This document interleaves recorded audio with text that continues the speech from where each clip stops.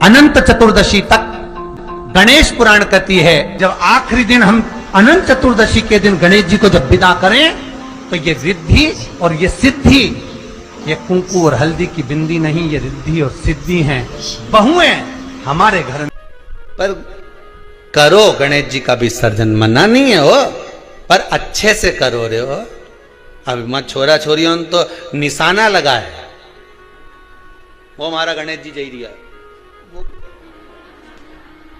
हमारा सबसे आगे पहुंचा तो इधर वाला ने इधर से फेंका, हो गया। ये हमारे धर्म की हंसी उड़ा रहे हैं।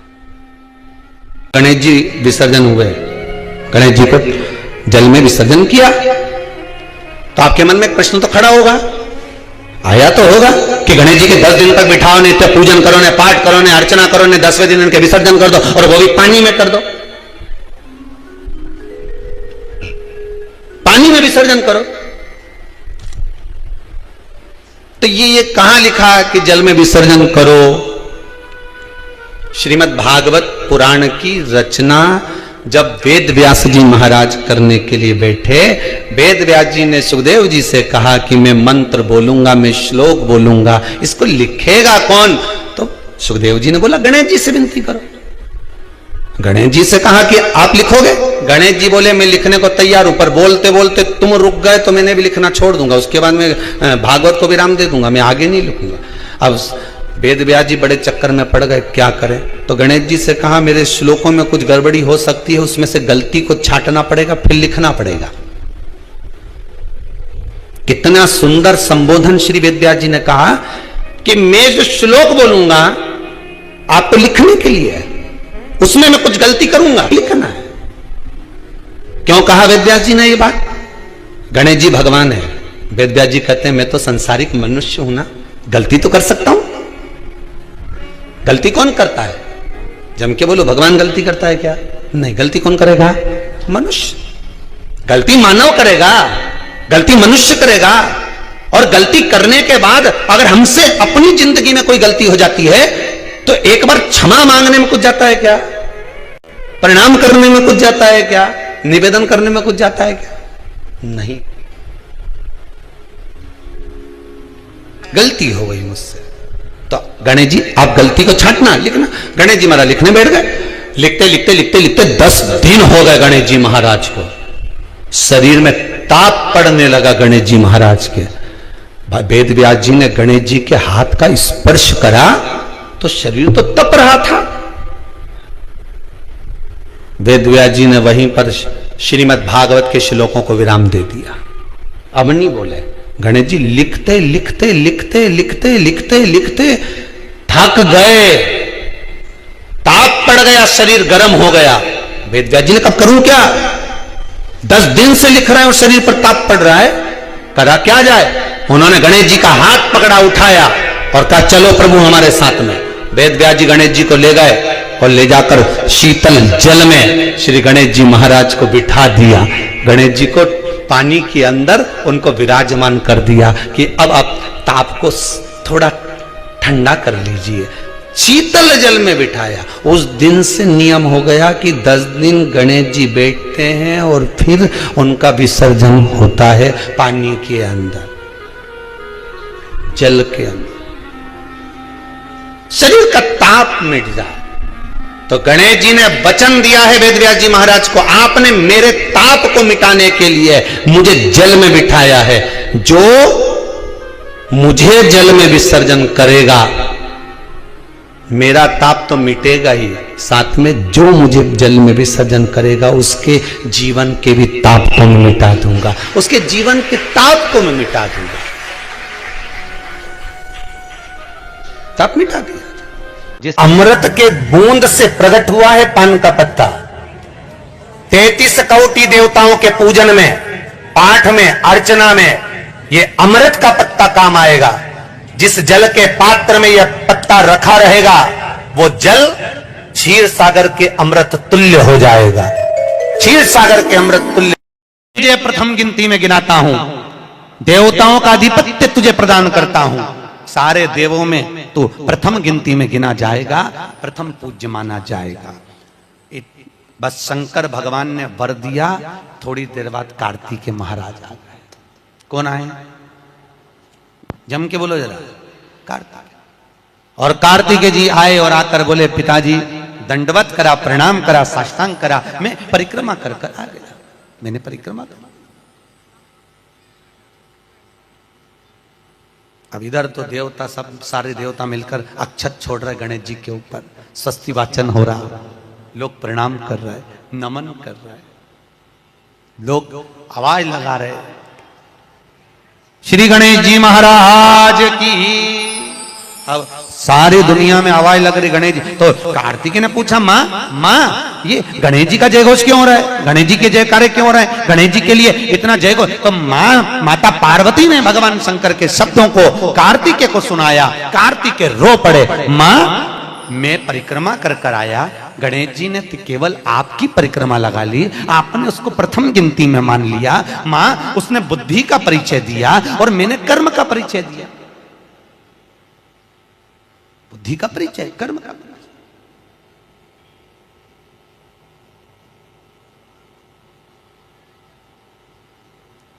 मैंने कर्म कर दिया।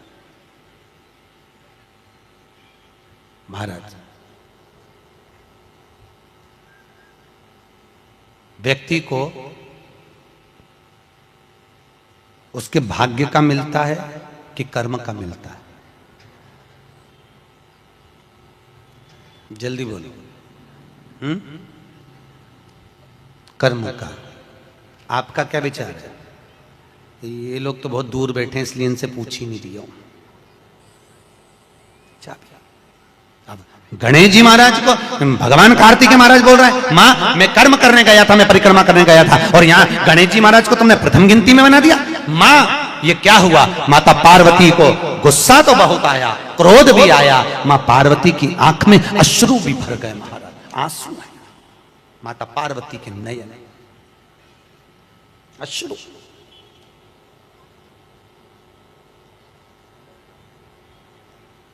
मां खड़ी हो गई।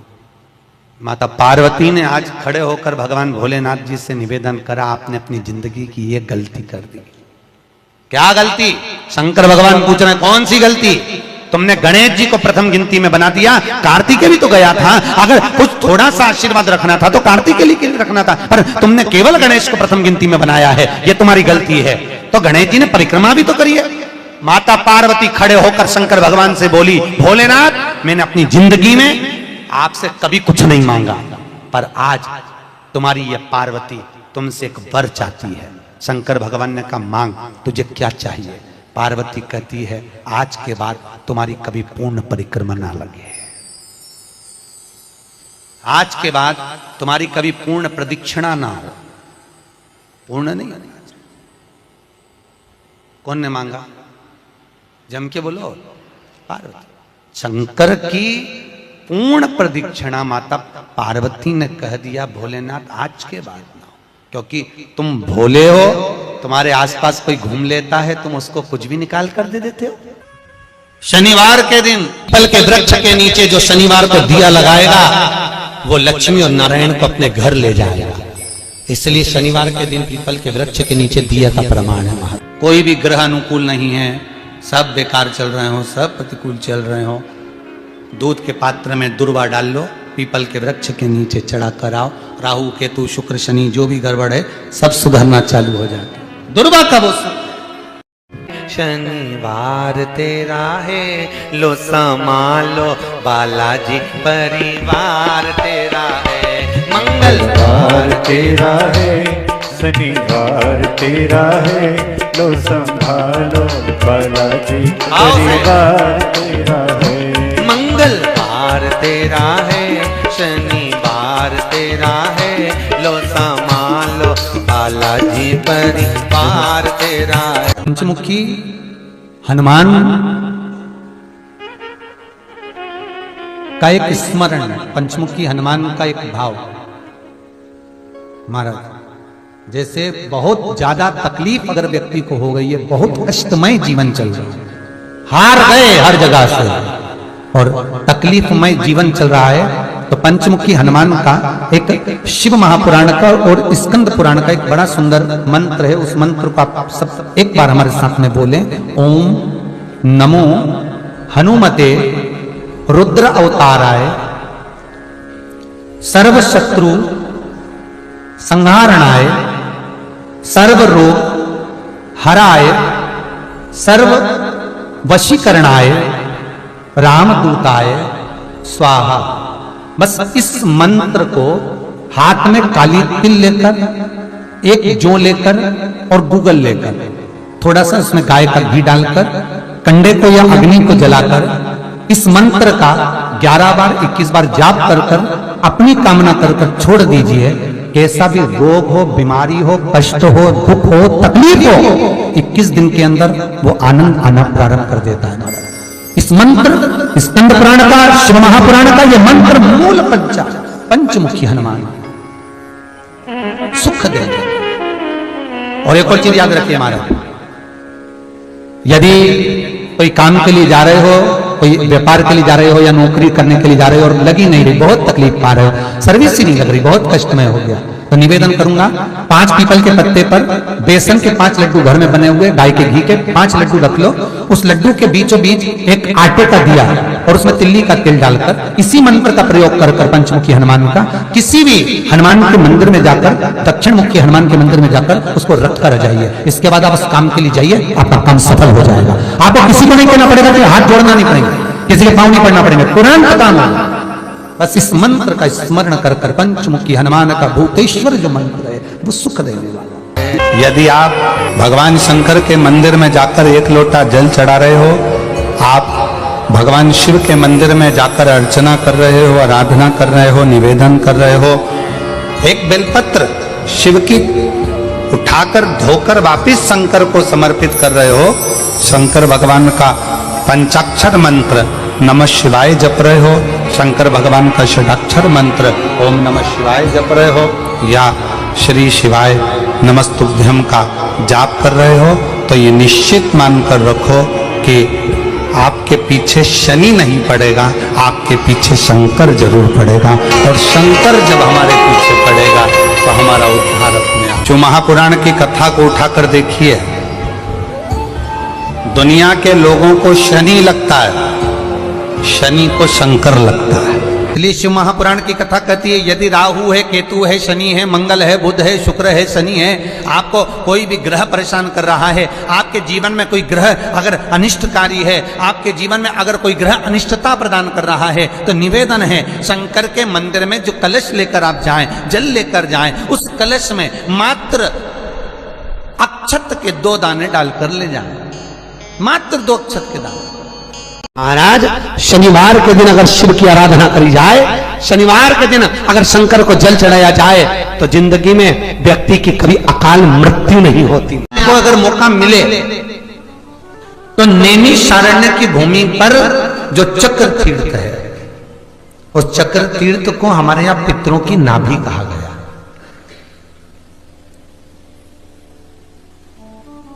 पूरी दुनिया में केवल एक ही जगह है जहां पर भगवान शंकर छुप कर बैठे हैं पानी के अंदर, जिसका नाम गुप्तेश्वर महादेव है। पूरी दुनिया में केवल एक ही जगह है, गुप्तेश्वर महादेव, जहां भगवान शंकर पानी में छुपकर बैठे हुए। और हम अगर कोई फल, कोई प्रसाद लेते हैं, कोई बेलपत्री फूल लेते हैं, और हम भगवान को जब वो बेलपत्र, जब वो फूल हम भगवान को देते हैं, तो हम भगवान को अर्पण करने के लिए जब पानी में छोड़ते हैं, बहते पानी में जब उसको छोड़ा जाता है, तो वो बेलपत्र, वो फूल, वो प्रसाद जमीन तलातल में जल के अंदर चला जाता है। फूल पत्ती वैसे पानी में तैरना चाहिए, परवाह नहीं तैरेगा, वो अंदर चले जाएगा, अर्पण किया है। और यदि आपने कहा भगवान प्रसाद दे दीजिए, भोलेनाथ प्रसादम कर दीजिए, तो वही फूल पत्ती, वही प्रसाद वापिस पानी में से निकलकर बाहर आ जाता है, वही पानी में से। तो पूरी दुनिया में केवल एक ही जगह है, वो है नैमिषारण्य। गुप्तेश्वर महाराज, क्योंकि वहां पितरों की नाभि है, और पितरों की नाभि का जो भाग कहा गया है कि उस जगह पर जो हम देते हैं उसका फल हमको तुरंत प्राप्त होता, तुरंत।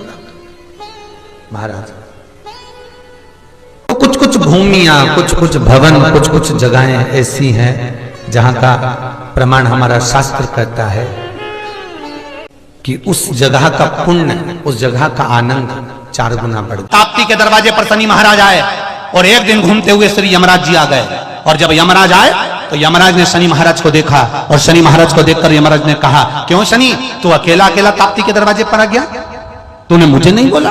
शनि ने कहा, भैया मुझे जीजी की याद आ रही थी, मुझे बहन की याद आ रही थी, इसलिए मैं ताप्ती से मिलने के लिए आ गया। जैसे ही यम और शनि महाराज दोनों आए, इतनी देर में यमुना को सूचना मिला कि यमुना को लगा कि मेरा भाई यमराज और शनि महाराज आए हैं, तो वो भी ताप्ती से मिलने के लिए आए। जिस हस्तिनापुर में यमुना नहीं थी, जिस हस्तिनापुर में यमुना नहीं थी,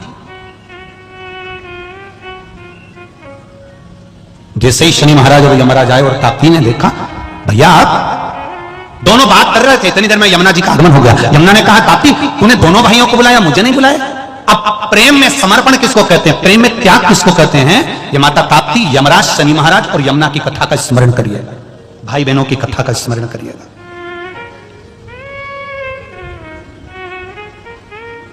यमुना ने कहा, ताप्ती तूने शनि महाराज को बुलाया, यमराज को बुलाया, मुझे नहीं बुलाया? ताप्ती कहती है, तुझे बुलाने की जरूरत क्या दीदी, एक काम करना, तू तो मेरे करीब में हमेशा के लिए रहे, क्योंकि एक बहन अगर दूसरी बहन के पास रहेगी तो मुझे तो बल ही मिलेगा ना दीदी। यमुना ने शनि महाराज की ओर देखा, शनि महाराज ने यमराज की ओर देखा, देखकर तुरंत उसी समय पर शनि महाराज और यमराज ने अपनी मस्तक को झुका दिया, यमुना ने हाँ भर दिया। उस दिन से हस्तिनापुर में भी यमुना आनंद के साथ में विहार करने लगी, यमुना वहां भी रहने लगी। कभी दिल्ली जाओ तो यमुना जी का भी दर्शन होगा। हस्तिनापुर में यमुना रह रही है, यमुना विराजमान है। केवल एक क्षण का मिलन हुआ था और उसने त्याग दिया कि मैं अब यहां तेरे करीब में रहूंगी, तेरे नजदीक में रहूंगी। त्याग, प्रेम में त्याग होता है, प्रेम में वात्सल्यता होती है, प्रेम में करुणा होती है। कितना सुंदर कहा है महाराज। जूता चप्पल आज के जमाने में तो फैशन हो गई साहब, घर की चप्पल अलग होती है, बाहर की चप्पल होती है। लोग घर में चप्पल किचन तक में पहन के जाते हैं। अरे पानी ले जाओ सी ओर से, रसोई घर में लोग चप्पल पहन कर जाते हैं, जहां भगवान का प्रसाद बन रहा है, जहां अन्नपूर्णा निवास कर रही है, और पूछो तो किचन की चप्पल है तो माथे पे रख लो, किचन की है।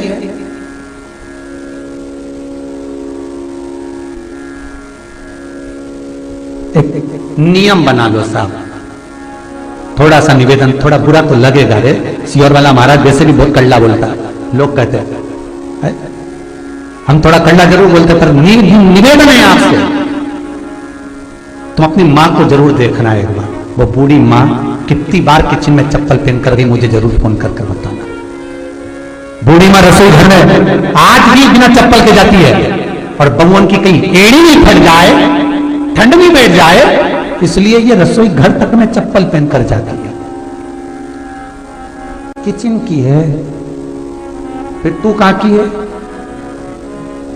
तुम तो सोचना। में भी चप्पल, सूर्य नारायण की कथा पढ़ना, शनि महाराज की कथा पढ़ना, और गरुड़ पुराण की कथा पढ़ना। जिन जिन कथाओं का हम व्याख्यान करें उसको पढ़ना जरूर हो।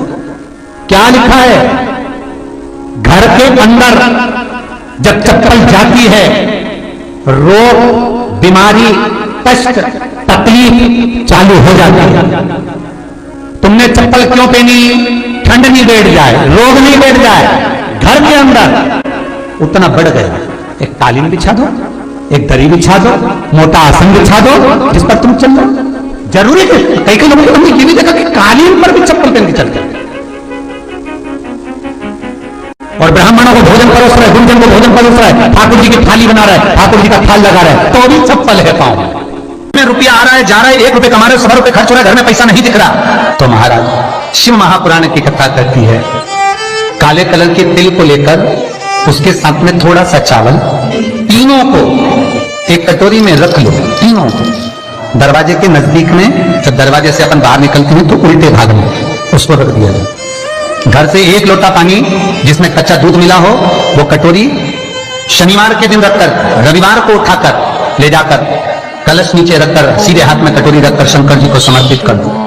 वही तिल्ली, वही चावल का भात, वही जौ, जो आप चावल का धान बोलेंगे, धान, उसको लेकर दोनों भाग पर समर्पित कर दो। आते समय वो दोनों भाग पर चढ़ी हुई तीनों चीजें उठाकर लेकर आ जाइए। दुकान में, व्यापार में, व्यवसाय वाली जगह पर उसको रख दीजिए। कभी जिंदगी में चप्पल बार बार टूट रही हो, कमर से नीचे जो वस्त्र पहने हो वो फट रहे हो, कहीं पजामा है, धोती है, आदि वस्त्र हैं, कपड़े हैं, वो अपने आप फट, आज के जमाने में तो फटे फटाए पहनते हैं लोग, फैशन, उसकी गारंटी नहीं है, उसका हम वर्णन नहीं कर रहा। हम जब पहनते हम समझ जाते हैं इसको शनि तो ऑलरेडी लगा ही हुआ। जब उनका घुटना घुटनी सब फटा हुआ दिखता है तो उसमें लग जाता है कि शनि पहले से लग गया बापड़ा, उनके पहने से तो मालूम पड़े। शनि का नियम है, शनि कथा कहती है, पांव की चप्पल बार बार टूट रही हो, घिस गई हो, बद्दी टूट रही हो, कुछ कर रही हो, और अगर कमर से नीचे जो वस्त्र पहने हो वो अपने आप फट रहे हो, समझ लेना कि शनि पांव से प्रवेश कर रहा, मतलब अपनी प्रखरता शनि दिखा रहा। किसी मंदिर में गए महाराज और वहां जाने पर चप्पल चली गई तो समझ लेना शनि की कुदृष्टि अब पड़ना बंद होना चालू हो। तेरा क्या होगा रे कालिया, क्या होगा?